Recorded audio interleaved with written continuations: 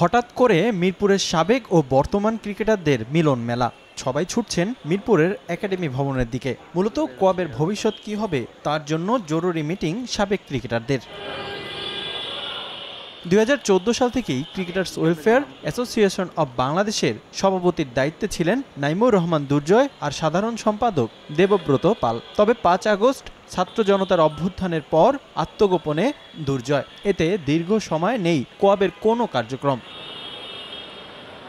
মূলত ক্রিকেটারদের অধিকার আদায়ের জন্য কোয়াব প্রতিষ্ঠিত হয়েছিল, তবে বর্তমানে এর কার্যক্রম স্থবির হয়ে থাকায় বর্তমান ও সাবেক ক্রিকেটাররা পুনরায় কোয়াবকে সচল করার কথা বলে আসছে। তাই বিসিবিতে জরুরি সভা ডেকে ভেঙে দেওয়া হয়েছে কোয়াবের আগের কমিটি, গঠন করা হয়েছে অ্যাডহক কমিটিও।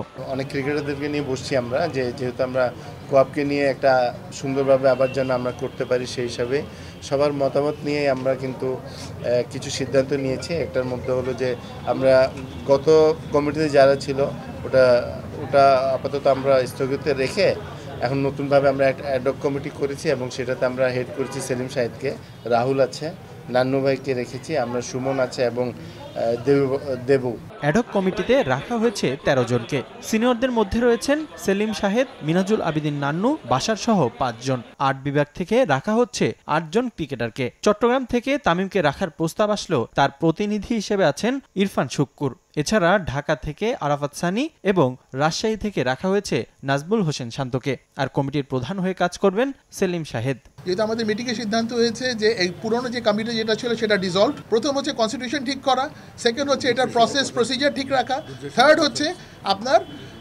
ইলেকশনের যে গাইডলাইন্সগুলো আছে সেটা দাঁড় করে একটা রাইট ওয়েতে প্রোগ্রেস করা, এবং সেখানে সকলের সামর্থ্য এবং সকলের সহযোগিতা প্রয়োজন।